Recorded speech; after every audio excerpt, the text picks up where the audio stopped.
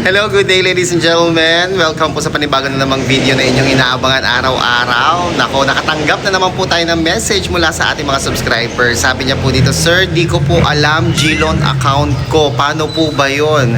Nako kapatid, nako ang iyong GLoan account ay makikita mo sa GLoan account ID mo sa email ng GCash na may subject na Welcome to GLoan Disbursement Notice. Nandun yun sa may attached file sa payment schedule nila. For BDO and Bayad Center, kung gusto ninyo magbayad, you just need to use your GCash registered mobile number as your account number. Okay po yun.